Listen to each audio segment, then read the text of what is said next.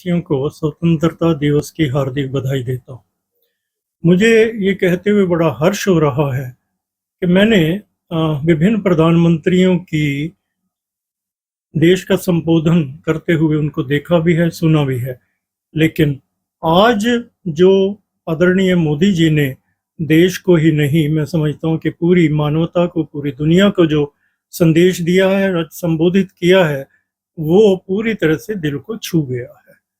मैं पूरी तरह से अभिभूत हूँ आज उनकी बातें सुन करके, क्योंकि उन्होंने जीवन के हर पहलू को छुआ है। उन्होंने मानवता के प्रति, हर जीव के प्रति अपनी भावनाओं को व्यक्त किया है।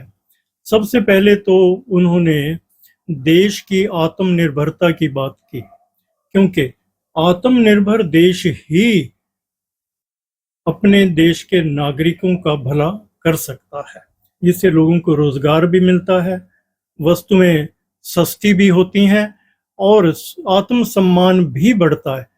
जब हम दूसरे देशों पर किसी भी चीज के लिए, चाहे वो शस्त्र हो, चाहे वो दैनिक प्रयोग की वस्तुएं हों, अगर हम दूसरे देशों पर निर्भर करते हैं तो निस्संदेह हमें उनकी बातों को, उनकी शर्तों को मानना भी पड़ता है।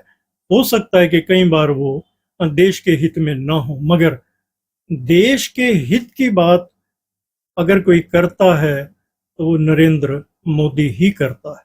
उन्होंने युवाओं की बात की, उन्होंने खेलों की बात की। भारत में युवा वर्ग जब इन चीजों से जुड़ेगा या जुड़ता है तो निस्संदेह वो भारत के मान को, भारत की मर्यादा को आगे बढ़ाता है। खेलों का मतलब उन्होंने सिर्फ ये नहीं कहा कि खिलाड़ी ही तैयार करने हैं। खिलाड़ी तैयार करने के लिए जिन इंफ्रास्ट्रक्चर की जरूरत होती है, उन्होंने